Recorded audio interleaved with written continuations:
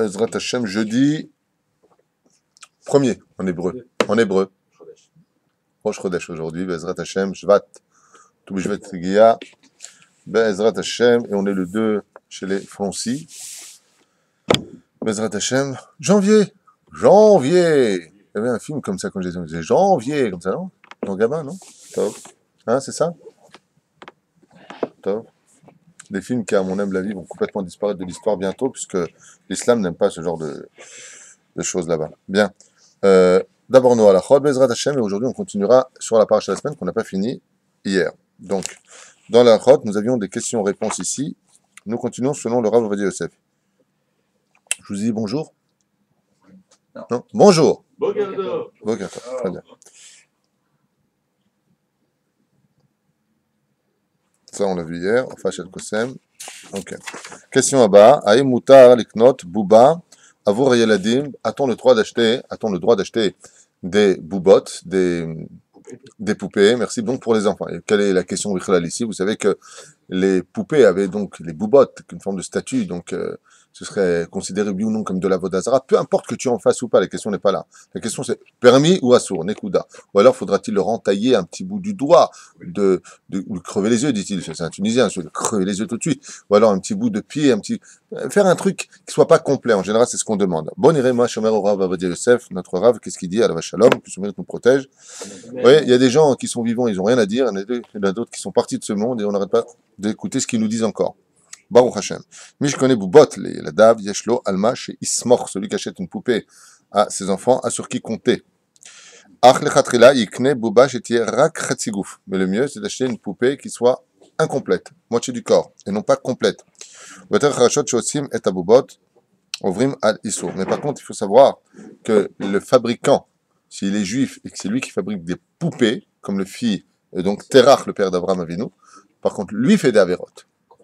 Alors, c'est pas le seul issue. Vous savez qu'on a d'autres exemples dans la halakha où de le posséder, c'est pas interdit, mais de le faire, c'est interdit. Comme par exemple quoi? Le pitoum aktoret. Vous avez remarqué que souvent on vend le pitoum aktoret. D'accord? Tu peux me donner le pitoum aktoret qui est là-bas? Merci, que je montre un petit peu à tout le monde qu'est-ce que le fameux pitoum aktoret, très important de posséder dans une maison. D'accord? Voilà. Alors, c'est ça le pitoum aktoret, vous l'avez ici. On a l'habitude de lire. C'est ce qu'on lit à Mincha ou 2 fois le matin à Shacharit. Voilà, on a l'habitude de lire ça. Pitoum aktoret. Ça, les filles à halakha, c'est interdit d'écrire. Pourquoi? Pourquoi c'est interdit d'écrire? Parce que tout ce que tu recopies sur un claf qui vient du Sefer Torah, et ça c'est vient du Sefer Torah, tu ne peux pas dépasser les 3 mots. Ce qui fait qu'à l'pi halakha, si j'aurais dû l'écrire normalement, j'aurais dû l'écrire 3 mots. Donc j'aurais un truc beaucoup plus grand. Mais il y a des sofrim qui ont pris sur eux la responsabilité de les écrire en entier. Alors, lui, qu'il le fasse, c'est son problème. Il a fait quelque chose qu'il n'aurait pas dû faire. Mais moi, de l'acheter, j'ai gagné le gros lot. Voilà. Pardon?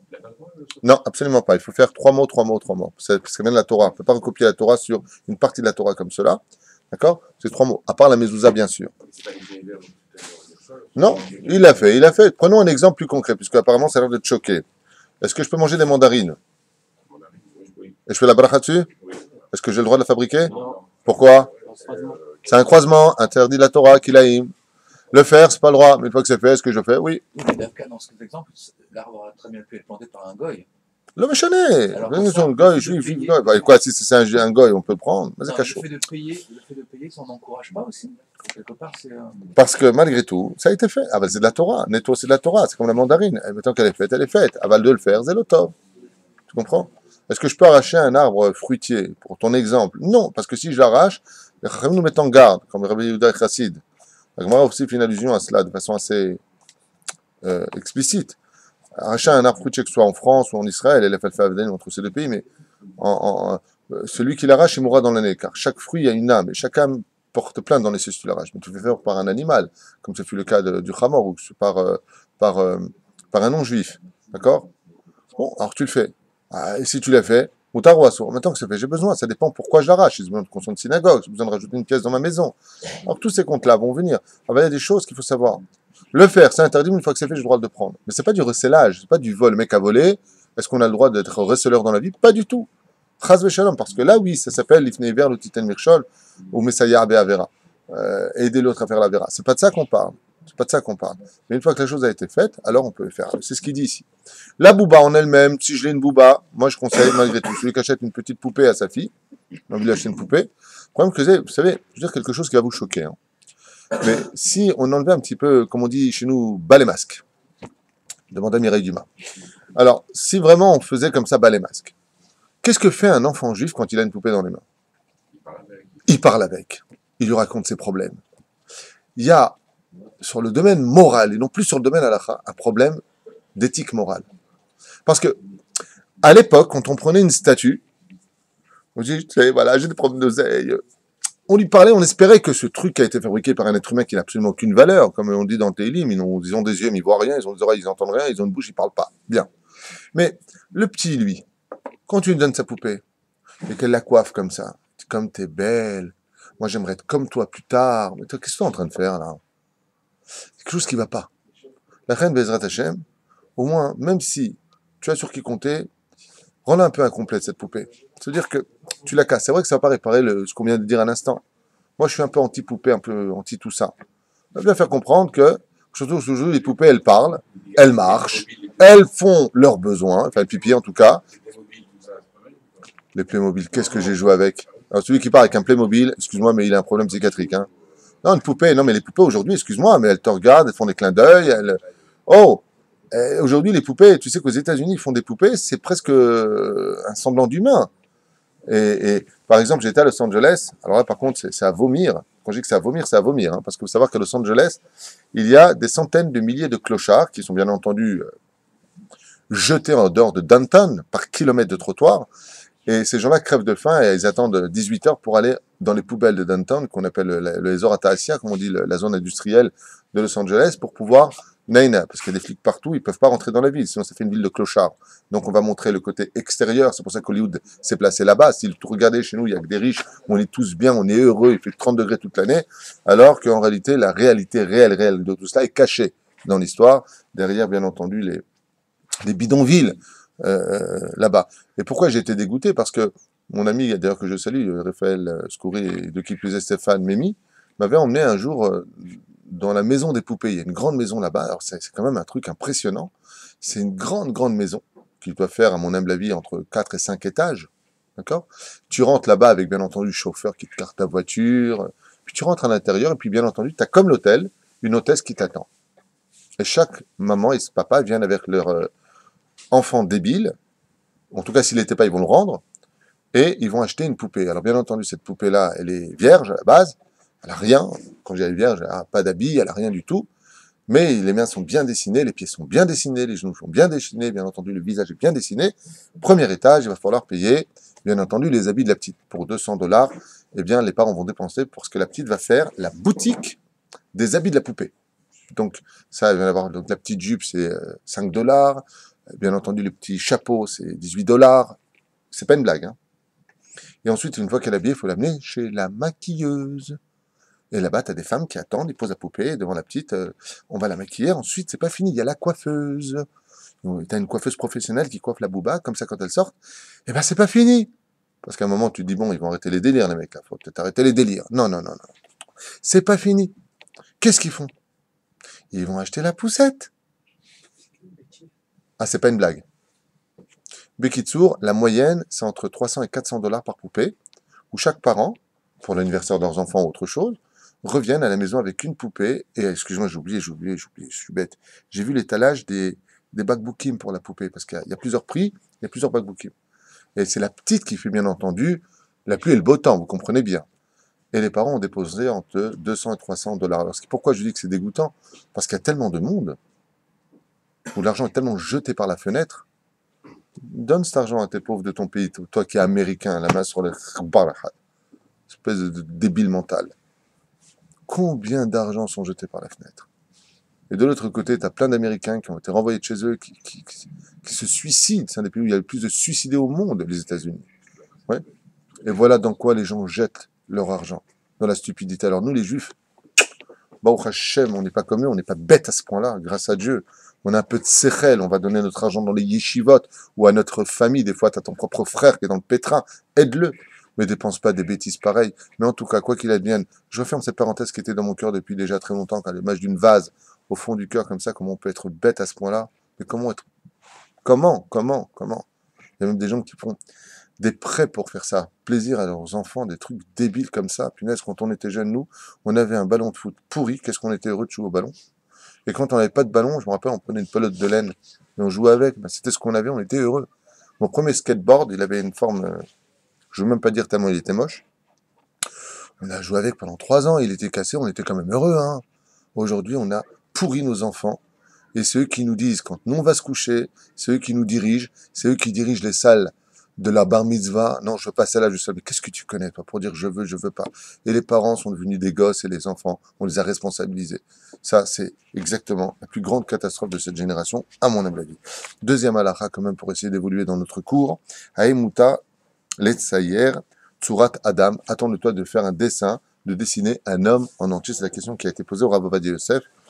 La réponse, Moutar letzayer tsurat adam kol od atmuna lo boletet, tant que l'image ne, en entier, hein, comment dire, n'est pas en 3D, quoi, ne sort pas.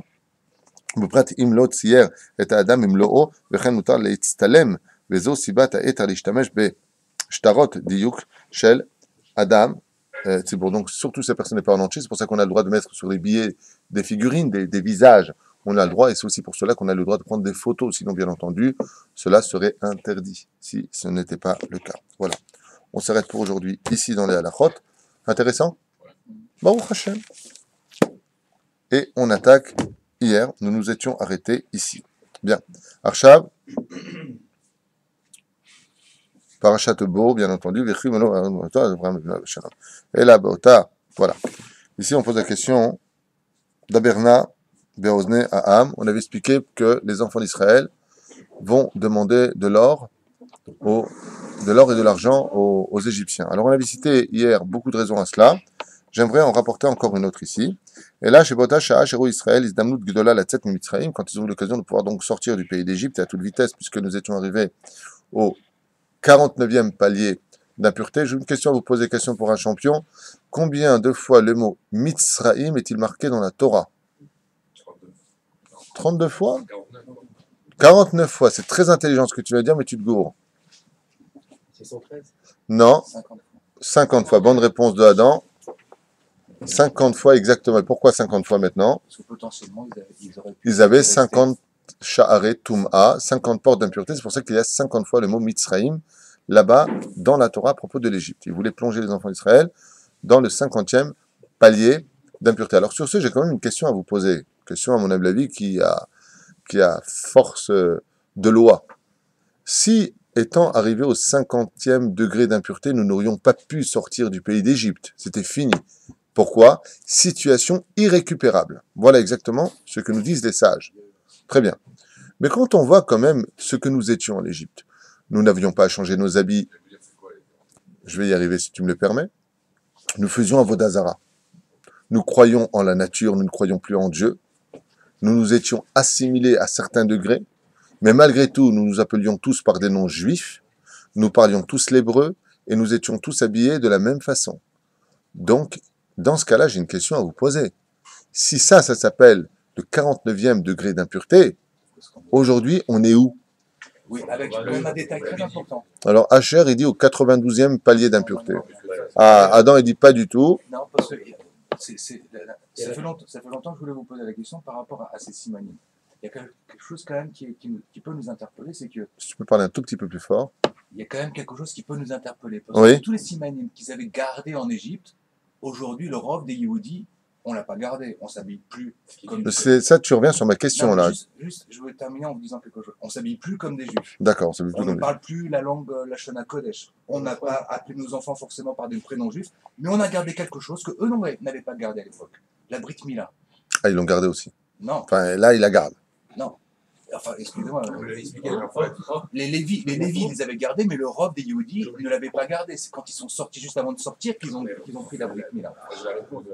Ah, il a la réponse à ta. Alors, attends quand même que les gens quand même entendent la réflexion de Adam qui dit, enfin bon, c'est vrai que nous, on n'a plus gardé les mêmes habits de juifs. On s'appelle aujourd'hui Laurent ou François ou autre chose. On s'appelle plus par des noms de juifs. Et on parle l'hébreu comme je m'appelle René. C'est vrai que Dans ce cas-là, hein? Il n'y a plus à Vodazara. Mais il n'y a plus Avodazara, dit-il. Non, mais lui, il a une réflexion quand même pertinente et j'aimerais avoir ta réponse. Ce que tu as dit était, je te le dis, très intelligent, non pas parce que je suis plus intelligent que toi pour le dire, mais parce que c'est la réponse du Zohar. Voilà, je te le dis quand même pour toi, pour ta gouverne. Dis oui, mais on n'avait pas la Brit Mila. Et c'est marqué dans le Zohar qu'à la fin des temps, on aura un srout qui nous aura accompagnés tout le temps, c'est qu'on fera toujours la Brit Mila. C'est pour cela que l'Europe aujourd'hui s'est réunie pour décider que la Brit Mila était un geste de barbarie, car c'est le seul srout qui nous restait, c'est la Brit Mila, malgré tout. Et c'est par le biais de la Brit Mila, effectivement, qu'on sortira. Mais il y a une réponse beaucoup plus forte et plus puissante et plus it's kind of fine que celle que tu viens de dire, mais d'abord je voudrais laisser répondre Abraham. Parce que maintenant, on a la Torah maintenant. On tire de là, on a récupéré. Ah, alors Abraham lui donne la Torah. D'où tu as appris ça? De moi. Très bien. Il y a combien de temps? Il y a 2 ans. C'est là, il a fait. Top. Ça, c'est la vraie réponse. La vraie réponse, c'est qu'en réalité, aujourd'hui, on peut descendre au millième palier d'impureté si on avait. Pourquoi? Parce qu'avant le don de la Torah, effectivement, alors je voudrais vous donner un mashal, une métaphore. J'adore les meshalim, j'adore les métaphores. Et pourquoi? Parce que je trouve que ça décalque parfaitement la volonté d'expliquer ce qu'on a à dire. Un jour, un jeune homme était tombé dans les sables mouvants. Et puis s'étant enfoncé, car il voulait absolument s'en sortir, il a fini par disparaître. Et là, quand est venu son ami pour le sortir des sables mouvants, ayant perdu de vision là où il se trouvait, il n'y avait absolument plus rien à faire, parce qu'on ne sait plus où il est. Je le sors, mais t'es où? Ça, c'est le premier cas. Ça, c'est le juif en Égypte. C'est-à-dire que nous sommes dans les sables mouvants en Égypte. Si on disparaît dans l'impureté de l'Égypte, Dieu ne peut plus nous trouver. C'est une image. En d'autres termes, la justice des cieux ne peut pas nous dire « maintenant vous pouvez sortir ». Le deuxième cas, c'est le mec qui est dans les sables mouvants, mais il est attaché à une chaîne au niveau de la taille. Et la chaîne est attachée à un arbre. Et là, il commence à s'enfoncer dans les sables mouvants. Donc les juifs en France vont s'assimiler aux États-Unis, réformistes, quoi que l'on soit, on coule. Et à ce moment-là, alors qu'on a pris un peu d'air, comme dans le premier cas, quand on est sous les sables mouvants, dans le cas où quelqu'un me dirait, ouais, mais dans les sables mouvants, s'il est sous la tête, bah, il a pris de l'air, pas me saouler. Ouais. Et là, à ce moment-là, le mec, il est complètement au fond des sables mouvants. C'est-à-dire là, on le voit pas, il a même pas un souvenir de là où il est. Ouais. On s'en fiche, et pourquoi on s'en fiche? Parce qu'il y a une corde qui le tient et qui est attachée à l'arbre. Donc, il me suffit en venant de tirer sur la corde et automatiquement, je le ramène à moi. Avant le ton de la Torah, il n'y avait pas l'arbre de la vie. On n'était attaché à rien. On n'avait pas de commandement officieux. Donc, officiel, pardon. Donc, quand la personne disparaissait dans l'assimilation, il n'y avait pas d'autre choix que de les tuer. En d'autres termes, c'est la plaie de Rocher. 80% sont morts. Parce qu'on ne peut pas les retirer. Donc, on arrête la machine de l'étui dans lequel vit le corps. On arrête le corps, donc ça s'appelle mourir. Et on réincarne ces âmes dans un nouveau produit qui vont naître dans le désert. Ce sont les enfants du désert. D'accord? Eh bien, cette personne-là, dans le premier cas, était récupérable. 49e degré d'impureté, on n'a pas où le choper, on ne peut pas le faire remonter, on ne sait pas où il est géographiquement parlant, il s'est enfui à l'intérieur. Mais par contre, le deuxième cas, où que tu sois, dans n'importe quel pays, avec n'importe quelle situation, il y a le Etzreim, la Torah t'a été donnée aujourd'hui. Et dans un seul petit cours, que ce soit avec votre serviteur, ou le Rav Chaim Dinovitch, ou le Rav Reuven Elbaz, ou le Rav, qui est-ce encore rien?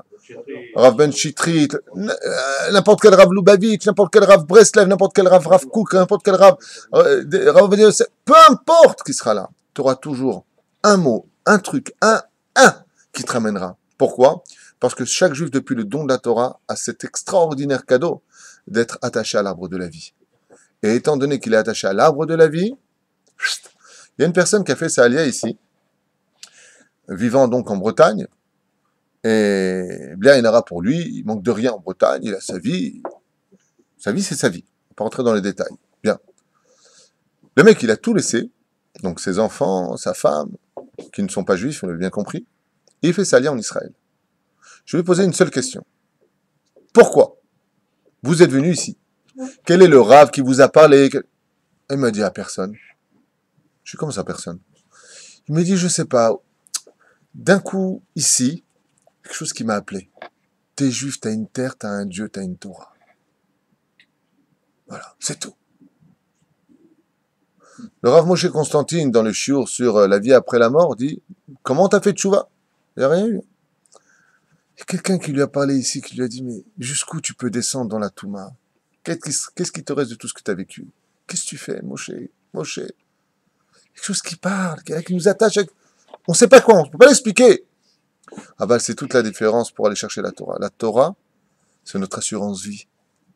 Elle est là, elle nous parle, elle est notre conscience. Et quand on oublie, regardez, tu vas prendre un mec, il va critiquer le religieux toute la journée. Hein. Ouais, la Torah, tu lui dis, il entend des mecs qui on va brûler la synagogue, c'est le premier à se battre. Bah, tu te souviens à faire, tu devrais être avec eux, toi, t'arrêtes pas de brûler avec ta langue pourrie le Sefer Torah et les Juifs. Mais tu touches pas à ma synagogue, tu touches pas au peuple juif. La Gemara nous raconte combien d'histoires sur cela des gens qui ont voulu participer pour de l'argent, vendre aux Romains. Et quand ils sont arrivés devant le Sefer Torah ou quand ils sont devant la Menorah ou autre chose, ils sont prêts à mourir pour elle. On est attaché, il y a quelque chose qui nous relie, qu'on le veuille ou pas, à notre source, à notre peuple. Combien de fois j'ai vu des Israéliens à Los Angeles qui sont partis d'ici vivre là-bas en disant ouais, là-bas il y a de l'oseille, on est bien, on peut étudier la Torah, il y a moins d'antisémitisme qu'ici en Israël, mais des choses de fou. J'étais allé voir après 2-3 ans là-bas, il n'y a pas comme Israël. J'ai envie de retourner le mec qui vivait à Beersheba, j'ai envie de retourner à Beersheba, le qui vivait à Jérusalem. J'ai envie de retourner à Jérusalem. Il n'y a pas comme la terre d'Israël, il n'y a pas. Mais qu'est-ce qui t'attache? Tu vois la vérité, tu vois sa maison, même JR, il aurait eu les boules. Ça s'ouvre comme ça, le mec il est cablan là-bas, le cigare qui fait une autoroute. Il va à Las Vegas toutes les semaines, jet privé, c'est son copain, pas lui. Et pourquoi tu veux retourner là-bas? Tu es à Jérusalem, tu fais 2 mètres, il y a un feu route. Pourquoi tu veux retourner là-bas? À Los Angeles, il y a 4 voies au milieu de la ville, comme ça, tu roules 76 km de long, Pico et Fairfax, et tu roules ta race, et qu'est-ce qu'il y a? L'oseille, is gonna find, le dollar. Non, il y a quelque chose qui nous rattache. On est attaché à notre peuple, on est attaché à notre terre, on est attaché à notre Dieu.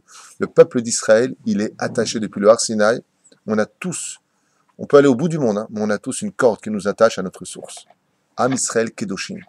Voilà, je referme cette parenthèse qui, à mon humble avis, devait être citée ici, puisque les enfants d'Israël, en tout cas, on continue ici, sont... Ah, oui. Il y en a pas mal qui ont commis cette erreur. Il y en a qui disent que ça dépend. C'est-à-dire que oui, ouais. Mais c'est avant le don de la Torah. Ah. Donc c'est très dur le 49e degré d'impureté, quoi. Mais il faisait Avodazara, oui. Il voyait un mouton, il disait Allah, ça va. Ouais. Bien. Mekoach Shema Yisgor Ba Adam Datot Mitzrayim Veshuv Yitzarchu Leshev Sham ou les Ovdam. Donc ils ont eu peur que quoi? Mais Mitzrayim. Pourquoi Dieu leur a demandé de prendre l'or et l'argent? Encore une explication qu'on n'a pas fait hier. De peur que l'Égypte vienne vite à fermer les portes. Vous nous avez pris tout notre or et notre argent, ouais. Donc qu'est-ce que ça faisait des enfants d'Israël qu'ils étaient obligés de partir très vite? Maintenant qu'ils ont l'or et l'argent. Barre-toi, va-t'en. Oui. Vous avez mis en esclavage les mecs, vous allez payer pour l'esclavage de Seder. Donc de peur que l'Égypte ferme les portes sur eux, ça a motivé les Juifs à vite partir. S'ils n'avaient pas eu l'or et l'argent, ils ne vont pas fermer les portes. Mais maintenant, il faut vite qu'on parte.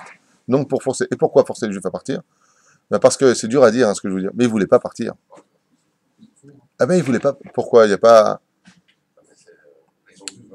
Excuse-moi de te le dire avec tout le respect que je dois à tout le monde. Moi, je peux lever la main. J'étais en France. J'avais ma Golf avec mon frère Moshe, blanche.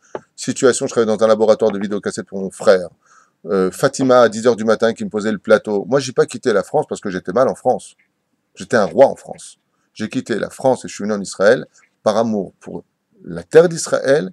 Et je ne comprenais pas comment je pouvais étudier la Torah en galoute alors que la Torah ne cesse de me parler d'Israël, de prier dans ma Amida et de savoir que je prie Kivun Yerushalayim. J'avais jamais entendu Israël. Je suis venu par amour. Mais il faut quand même reconnaître que la majeure partie des gens restent en galoute pour des problèmes d'argent. Et c'est justifié, injustifié, je ne suis pas là pour juger, hein, mais ça n'est pas fait sur le terrain. Et qu'aujourd'hui, demain, il y a je ne sais pas si j'ai le droit de dire ça, mais si je devais être vraiment franc, d'ailleurs tu verras qu'il y a plus de juifs aux États-Unis qu'en Israël, hein, je vous rappelle quand même au niveau quantitatif, maintenant, on retire les réformistes, ceux qui sont assimilés, mais on compte plus de 7 millions de juifs aux États-Unis. Par exemple, cette semaine, dimanche, j'entends à la radio israélienne hein, qu'il y a eu dans Kol Barama une énorme aliyah massive de plusieurs milliers de juifs qui ont quitté la France. Voilà. La majeure partie sont partis à Los Angeles. Le deuxième sont partis au Canada. Le troisième sont partis en Angleterre. Et on compte 10% qui sont venus en Israël. Bah, l'histoire se répète ou pas? Oui, ça se répète, il faut arrêter les délires. Moi, je dis que quand il y a un problème, il faut le soigner, il ne faut pas l'éviter. Il y a un problème, il y a une maladie, prends des Troufotes, soigne-toi, comme ça, tu ne déplaceras pas le problème, tu l'auras déraciné. Ça, c'est ma politique de vie. Donc, tu vois qu'aujourd'hui encore, on est en train de dire, ben, bien sûr, tu vas dire ça, je vais dire, mais qu'est-ce que je veux faire en Israël? Je parle pas la langue. Regarde, aujourd'hui, j'ai 47 ans, j'ai 50 ans, qu'est-ce que tu veux que je fasse? Qui va me prendre? Atat Sodek. Je suis pas là pour te juger. Ce que je sais, c'est que l'Aïmouna gère la vie. Il y a plein de gens qui font leur alia à 50 ans aujourd'hui, et de toute façon, vous la ferez, votre alia, à 51 ans ou 52 ans. Parce que la retraite, c'est pas sûr que ça continue en France, parce que la situation est dramatique, et de qui plus est, si tu ne viens pas par amour pour ta terre et pour accomplir la mitzvah de vivre parmi ton peuple, sur la terre d'Eretz Israël, selon le Ramban, ok, eh bien, tu te feras jeter par les Arabes, parce que de toute façon, ils ont déjà le pouvoir dans les mains, et il n'y a pas où aller, comme c'est marqué dans le Zohar HaKadosh. Mazev Yona, Bayona lo matzama Noach, et la colombe n'a pas trouvé où poser ses pieds dans la paracha de Noach. Quand il envoie, il y avait le déluge sur terre, oui. L'eau avait envahi toute la terre. Vous savez, c'est quoi l'eau dont on parle là-bas? C'est l'islam à la fin des temps. L'islam sera sur toute la terre. Et quand la colombe a voulu, pour chercher, en d'autres termes, une situation où poser ses pieds, marqué, quand elle est revenue, cette colombe, Vayona lo matzama Noach. Ils font rire les juifs de France. Ils sont partis aux États-Unis. Les États-Unis sont en train de s'islamiser aujourd'hui. Baba. La Chine est en train de s'islamiser. Le monde entier est en train de s'islamiser. Pourquoi? Parce qu'il faut que toute la terre soit islamique. Pourquoi? Pour l'histoire de Édom. Tant qu'il y a Édom, il n'y a pas d'Israël, donc Édom va disparaître de l'histoire de l'humanité, en tout cas à un haut degré, pas complètement, mais à un très très haut degré. Il restera vraiment qu'une tête de Esav, vous avez compris ce que je veux dire? C'est combien la tête par rapport au corps? 10%. Il restera à peu près 10% de chrétiens, enfin de Goy, tel que nous on le vit sur terre, et le reste, comme ils ne sont pas d'Avodazara, c'est l'islam. Et il y a marqué Veyona Malomatsamanoir. Seulement elle est partie où? Elle est revenue avec un rameau d'olivier. Les sages, ils disent, venez d'où ce rameau d'olivier? Il y en a qui disent du Gan Eden. Et il y en a qui disent d'Israël. Et pourquoi? Pour te dire que toute la terre était imbibée d'eau, mais le seul endroit où il fera bon vivre, il y aura un rameau d'olivier. C'est quoi le rameau d'olivier? Un rameau d'olivier, c'est sucré ou c'est amer? C'est amer. Tu as tardé à venir en Israël. C'est peut-être amer Israël au début. Mais quand tu concasses cette olive, ça devient de l'huile. Un pays où coule le lait et le miel. C'est un pays qui est extraordinaire. Alors viens avant qu'il est tard. L'opachot de l'oyoter. C'est vrai que ça va être dur, mais au moins tu vis chez toi. Mieux vaut manger, comme le dit dans le Perek Shira. Pardon? Tu dis ça un slogan de la Jean-Luc, c'est magnifique. Non, je ne travaille pas du tout pour la Jean juive. Et non seulement je ne travaille pas pour eux, mais si je pouvais tous les virer, je me ferais un grand plaisir. Parce que non seulement je trouve qu'ils ne font pas un bon travail en ce qui me concerne, c'est mon opinion, mais en plus de ça, ils sont mal dirigés dans le Misra d'Aklita. Très mal dirigés. Par exemple, vous avez des familles religieuses qui viennent. Eh bien, non, surtout pas les écoles Haredi, tu vois. C'est vrai. Oui, c'est pas vrai. Je suis dedans toute la journée. Même ici à Ashdod, quand on est au Misra d'Aklita, oui, tu viens avec ta famille, surtout pas à l'école Moria, parce que là-bas, on étudie la Torah. Non, non, avec les garçons et les filles, que ton fils, il aille à l'armée. C'est-à-dire que tout est déjà dirigé c'est-à-dire que ces gens-là, hein, ils sont mieux que tous les rabbinim que nous avons au-dessus de notre tête. Mieux que le Rabbi Lubavitch, que le Rav Ovadia Yosef, que le Rav Shach. Eux, ces gens-là qui comprennent rien parce qu'ils sont à peine Shomer Shabbat et Mitzvot, ils dirigent les nouvelles personnes qui viennent ici. Ouais. Hier. Non, c'était avant-hier, excusez-moi, quand je suis parti. Ils sont partis voir, je ne vais pas donner de nom parce que peut-être qu'ils font tchouva, ces gens-là, j'en sais rien. Et je suppose qu'ils font ça par inadvertance, ils ne savent pas, c'est des ignorants qui sont à faire. Eh bien, une famille vient faire ça à Léa. Où est-ce qu'on les dirige? Vers une école. Où est-ce que rentre le fils? Dans une école où il y a les filles et les garçons ensemble. D'accord? Hop, bougez pas. C'est une fille? Oui. Je les ai emmenés, Baruch Hashem, à l'école Moria. D'abord une école magnifique, où on apprend aussi bien le laïc, que, donc prêt pour le baccalauréat plus tard, ou pour le Kodesh, structuré comme il faut. Pourquoi tu les envoies pas là-bas? Non, c'est Haridi. Il n'y a pas besoin des Arabes pour nous haïr, nous, les pratiquants du judaïsme, tel que la Torah nous l'enseigne, pas les Massortim. Il n'y a pas besoin des Arabes, il y a nous. Les pires ennemis de nous, c'est nous. C'est terrible, hein. Allez à Tel Aviv, comme ça, vous allez voir comment on vous regarde. J'y suis allé, hein. Allez à Choulon, comme ça. Je suis allé avec ma mère là-bas pour son permis de conduire à Choulon, donc j'attendais parmi les gens. On me regardait comme ça. La main. C'est pas de leur faute à eux. Hein. Ça, c'est les médias. C'est la gauche. C'est la droite. On a appris au peuple d'Israël, et pas à qu'eux, hein, l'équipe de Rougot. Je t'entends d'écouter à la radio un rave qui parlait qui passe Rougas sans donner de nom.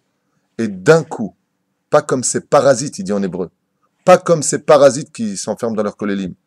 Comment tu as une barbe, tu es connu comme rave, tu as une qui passe Rouga, et tu nous appelles des parasites. ceux qui vivent aux dépens de l'État d'Israël. Mais c'est nous qui font vivre le pays, espèce d'andouille. Et tu t'appelles Rav, et il nous appelle parasite. Alors que si tu veux que le mec, à pas de kippa, il écoute ça, et il dit dans sa voiture à Tel Aviv, ah bah tu vois, lui c'est un rabbin, lui c'est un bon rabbin.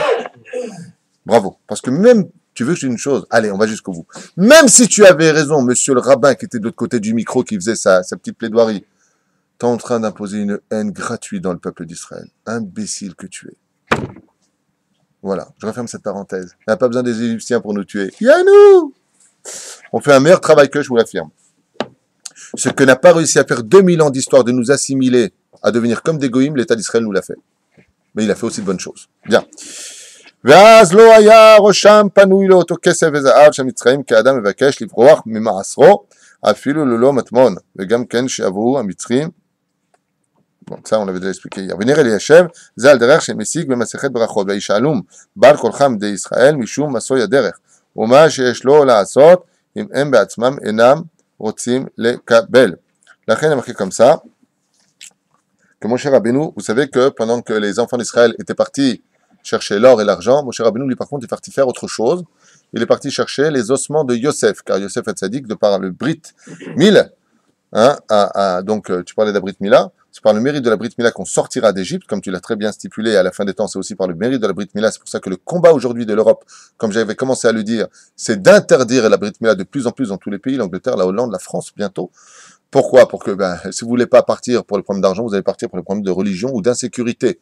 Comme ce fut le cas à l'époque pour les écoles juives. On était dans les écoles laïques, le lycée Turgot, le lycée Turbigo, tout ça. Puis on est parti dans les écoles juives parce que ça devenait dangereux de fréquenter des écoles laïques. Eh bien, de la même façon, les juifs vont être obligés de bouger comme c'est marqué ici. L'histoire ne fait que se répéter. Et pour finir, Enesh Lefaresh Aya. Donc, eux sont partis chercher l'or et l'argent. Et qu'est-ce que faisait Moshe Rabbeinu? Il est parti chercher le tombeau de Yosef Hatzadik. Et ne savant pas où il était, il a dû faire appel à une femme qui avait vécu très très longtemps, puisqu'on lui compte plus de 1500 ans d'existence. À cette femme qui est Serach Batacher, qui avait eu le srout d'annoncer à Yosef Hatzadik, à Yaakov Avinu, pardon, en jouant de la harpe, que son fils était resté vivant en Égypte, qu'il était le roi d'Égypte et qu'il était resté Kadosh dans ce pays-là. Yaakov Avinu l'a béni d'une longévité indéterminée.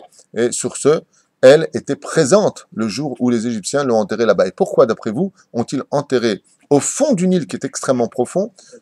Pourquoi ils l'ont pas enterré? Alors, bien entendu, pourquoi l'enterrer là-bas? Première réponse de Shlomo, pour pas qu'ils le trouvent. Bonne réponse, ça fait partie des Midrashim. Autre réponse, le Nil, c'est un dieu, et... Oui? Pour leur montrer que leur dieu est plus fort que... Non, dommage, tu viens de frôler un Midrash extraordinaire qui est très peu connu, de la raison pour laquelle Yosef a été enterré dans le Nil. Je vous donne un exemple. Nous, les Juifs, on adore l'argent. Pourquoi? On vient du même monde. Selon la Kabbale, on vient du monde de la Beria. L'argent vient du monde de la Beria. Les mitzvot se font qu'avec de l'argent dans ce monde, essentiellement.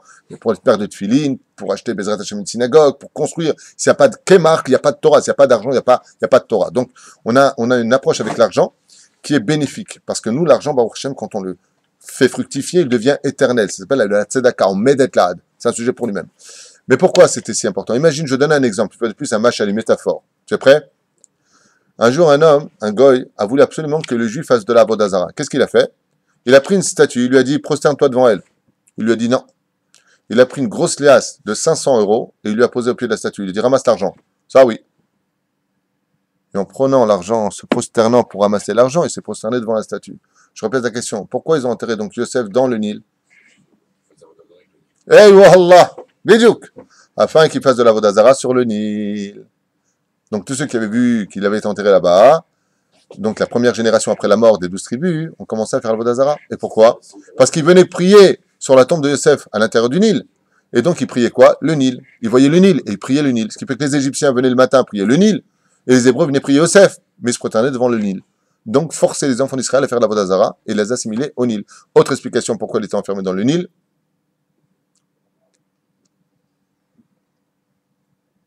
Parce que c'est irrécupérable. Le Nil est infesté de crocodiles et les Égyptiens savaient que Yosef Hatzadik, dit le Midrash, avait fait un serment. Ne quittez pas l'Égypte sans moi. Donc, si on le cache dans un endroit caché, c'est pas une cachette. Parce que où que tu caches, ça peut être trouvé. Mais si tu le caches, où? Tu sais où il est le diamant? Ouais, tu vois la cage au tigre là-bas? Il est juste derrière eux. Vas-y. Ah, il est caché, hein? Bah vas-y, toi le prendre. Donc, on l'a mis dans un endroit où vous savez que le Nil est extrêmement profond, et il est infesté de crocodiles. Ils l'ont mis dans quoi? Dans une boîte en acier. Au fond. Pourquoi? Même si vous savez où il est. C'est ce qu'a dit Moshe Rabbeinu. Ok, je sais où il est maintenant, mais il est récupérable. Donc on ne peut pas sortir d'Égypte. Donc il a écrit le Shemot à l'échor, d'accord? Monte, toi qui es du signe astral du taureau, et il l'a fait monter. Donc on a vu qu'il est monté par le biais du miracle. Et de là on voit, Baruch Hashem, que pendant que les enfants d'Israël étaient tous occupés à ramasser de l'or et de l'argent en Égypte, Moshe Rabbeinu lui était occupé à la mitzvah, le chesed chez les maîtres. Il faisait un chesed de vérité, de ramener les ossements de Yosef Hatzadik, qui est un très long sujet à développer sur les ossements de Yosef. Pourquoi ces ossements viennent en Égypte alors que Yaakov, il est venu, lui aussi a été embaumé derrière Hagab. Yosef Hatzadik, dans la paracha de Vayechi, il est aussi embaumé, mais, ou de Shemot, je ne me rappelle plus, non, c'est Vayechi. La reine Bezrat Hashem, en ce qui le concerne, on ramène les ossements de Yosef Hatzadik pour dire que Yosef Hatzadik est toujours vivant. Parce qu'après ces 210 ans comptant le jour de sa mort, il était évident pour nous qu'on y trouve une putréfaction actuelle, peut-être l'occiput. Non, les ossements de Yosef étaient restés intacts pour la simple et bonne raison, c'est qu'il fallait montrer aux enfants d'Israël que Yosef n'était pas mort. Tant que la brite resterait vivante chez les enfants d'Israël maintenant, ils pourront traverser la mer Rouge. Car c'est grâce à cette brite Mila que Yosef a su préserver de la femme de Potiphera que la mer s'est ouverte en deux, comme c'est marqué Vayanos, Minacheder, Vayanos, Ayam.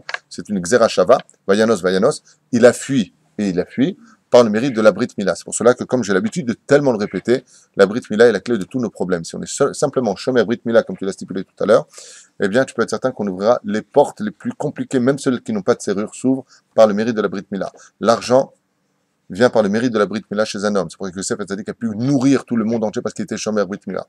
Mais par contre, le Zohar nous dit une personne qui joue avec sa Brit Muftahlo, qu'il crèvera de faim, comme c'est marqué. Minazona, la lechem, c'est marqué. Dans les prophètes, c'est marqué. Celui qui va chez la prostituée, elle n'a pas prostitué une femme non juive, ça fait que là, j'en parle même pas. Ouais.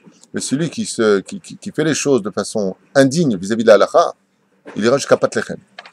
Ça veut dire quoi, Pat Lechem? Même s'il a pas de quoi, même s'il a beaucoup d'argent dans la vie, il ne pourra pas manger. Voilà, c'est un top. Gam Haïsh Moshe. Mais c'est Gam Haïsh. De là, les Chachamim nous disent, mais c'est Haïsh. Gam Ish Moshe. Et pourquoi?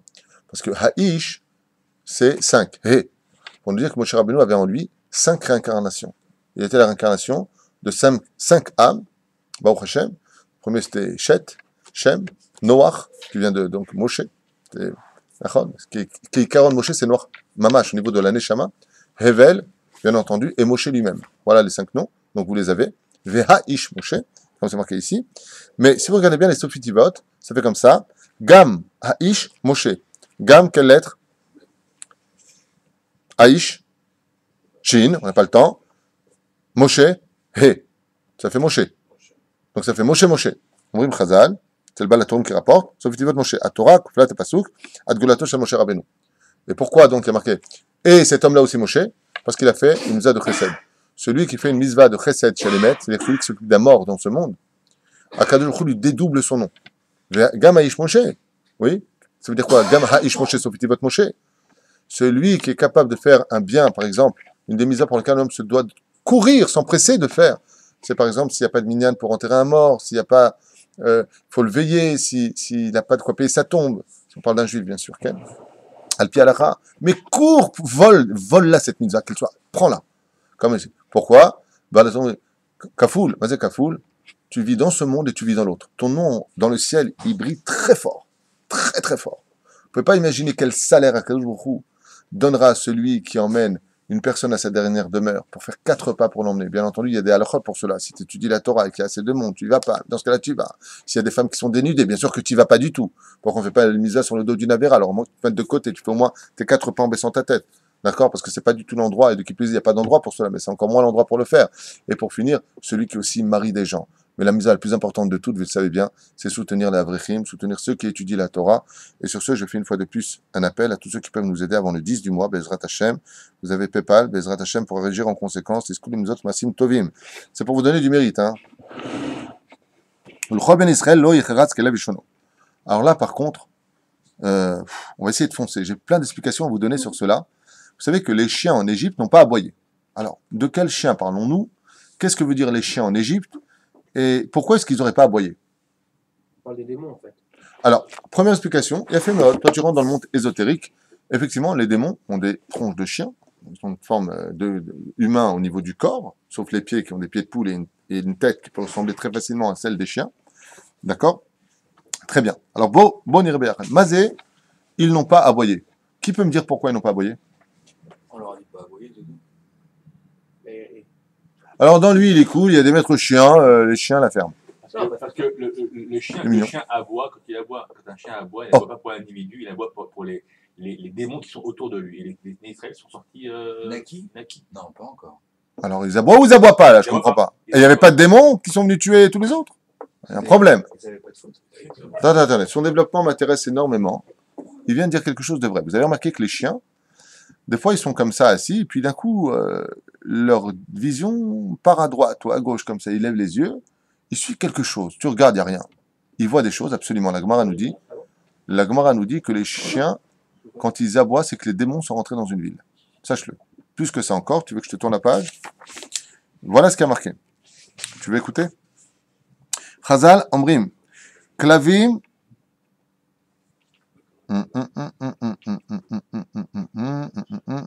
voilà, c'est marqué ici.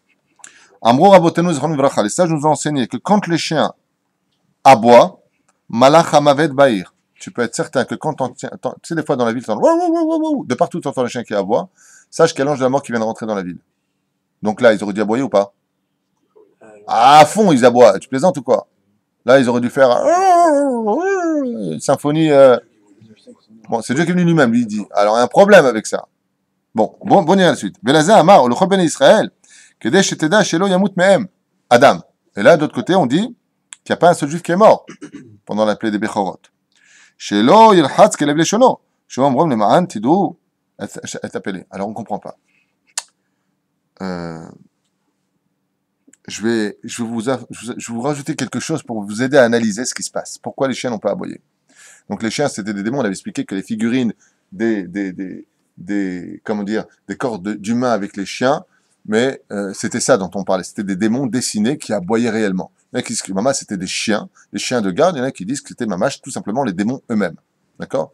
Alors, dans la Gemara, pas dans la Gemara, les sages nous enseignent, je crois que c'est dans une Mechilta, qui dit comme ça, écoutez bien, quand les chiens aboient des hurlements qui sont plus dans le son de, comme si qu'ils pleuraient, comme ça, Malach Hamavet Baïr, tu peux être certain que c'est l'ange de la mort qui vient de rentrer dans la ville. Ils le savent, ils l'ont vu, les Gemara c'est pour.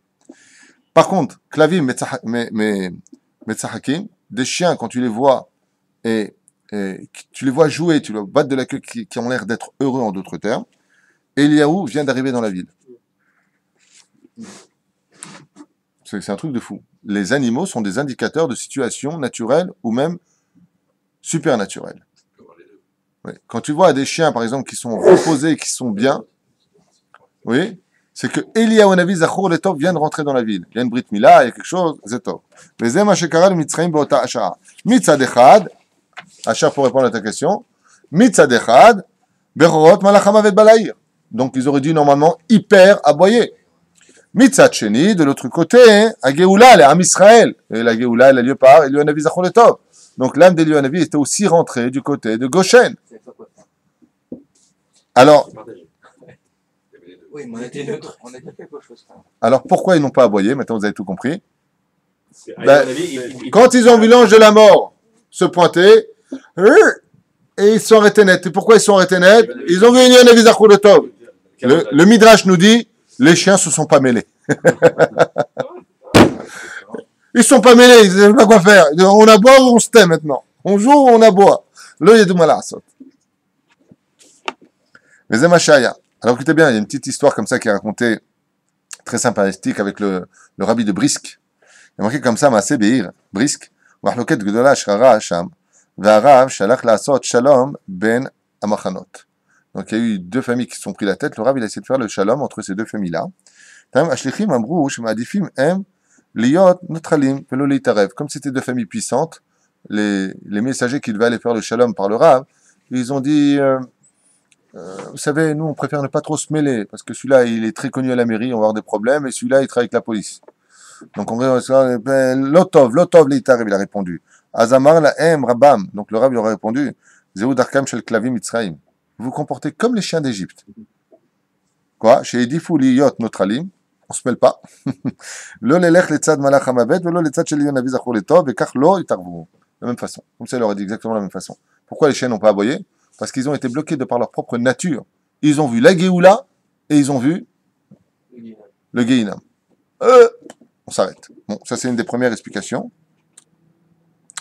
Il y a d'autres explications qui sont marquées ici. Aroubal achaim aneeman beyoter le baala vergish beyoter kasher ason mitchachesh hakelev mumcha lelavot וזעקות ואם שמחה שורה בעיר וכולי וכולי במצרים ומכת בכורות מצד המצרים היה רעש נורא של אסון מוות ולעומת זו בחלק היהודים בארץ גושן לא החרץ כלב לשונו ולא היה מי שיפריע את שלוות הכלבים למרות האסון המצרים כך שלא יוכלו לומר שזוהי מגפה טבעית שהרגישו הכלבים ולכן לא יחרץ. Pourquoi Dieu il a fait taire les chiens? Une autre explication magnifique. Il dit parce que comme à Goshen il y avait de la joie dans les lumières et qu'en Égypte les Égyptiens mouraient les uns après les autres, s'il y avait eu une réaction des chiens, c'est que ça aurait fait un effet naturel. Et Dieu il a fait taire les chiens en d'autres termes. Pourquoi? Pour moi montrer que le miracle ici il est surnaturel. Pourquoi? Si les gens ils meurent et qu'il y a des hurlements, vous savez comment tu fais? Tu veux qu'un chien il te morde, qu'est-ce que tu fais? Tu cours, tu le provoques.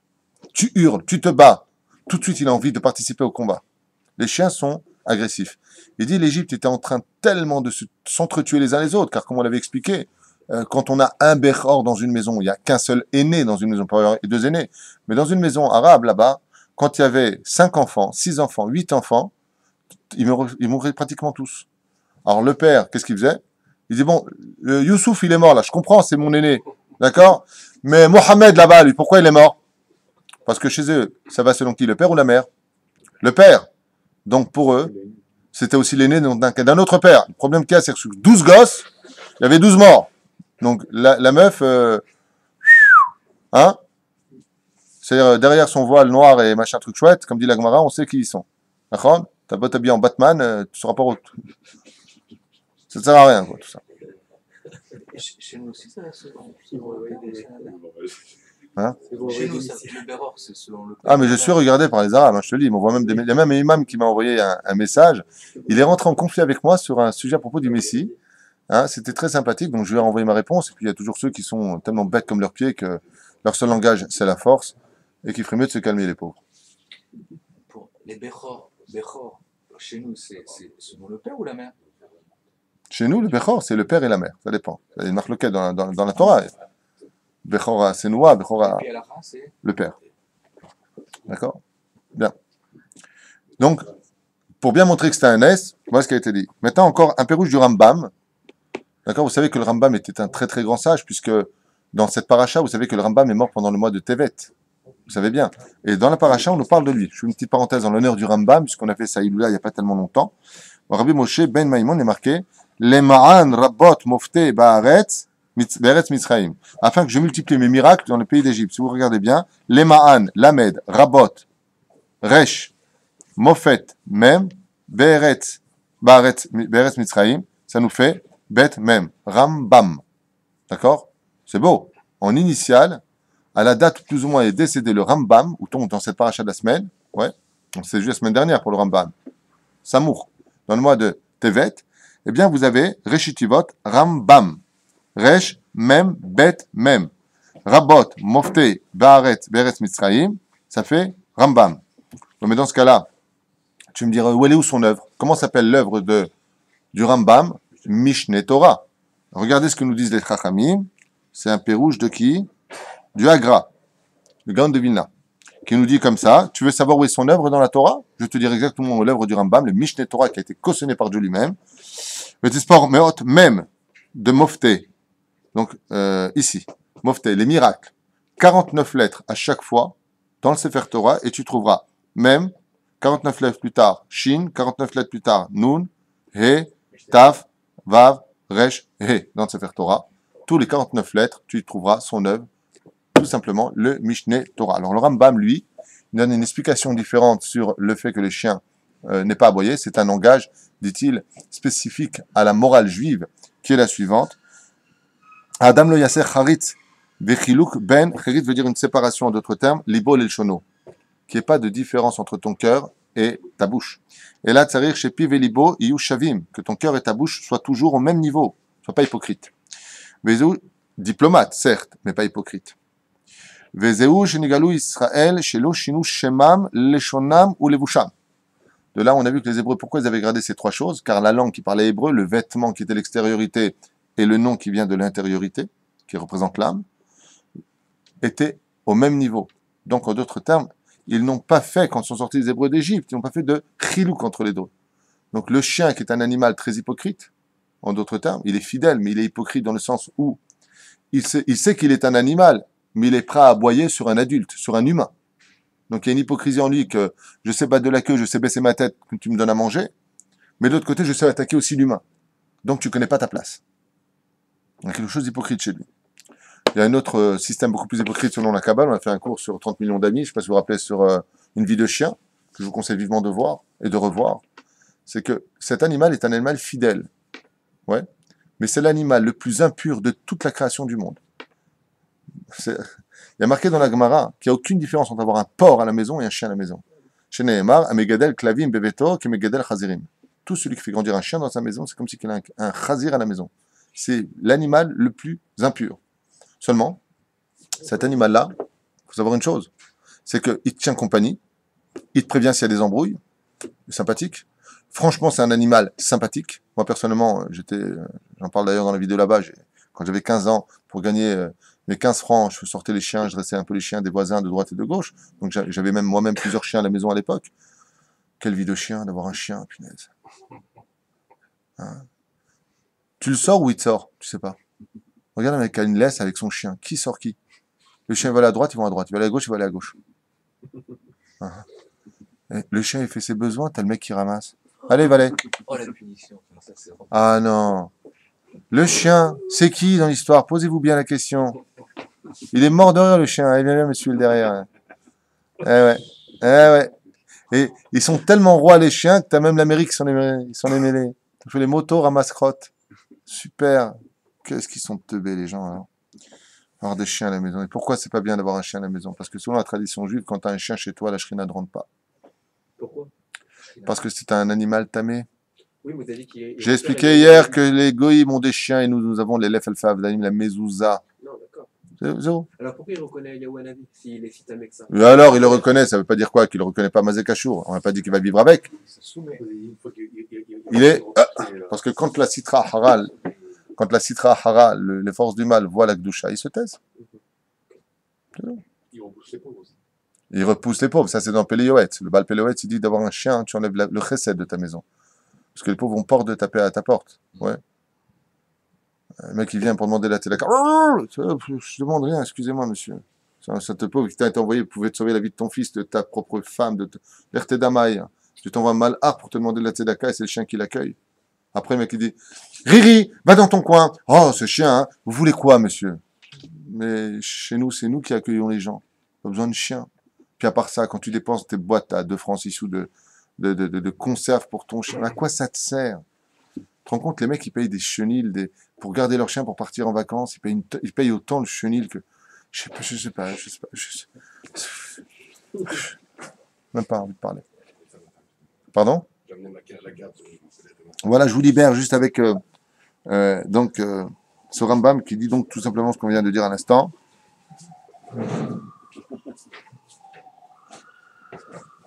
Je finirai avec deux enseignements aujourd'hui pour vous libérer, Bezrat Hashem.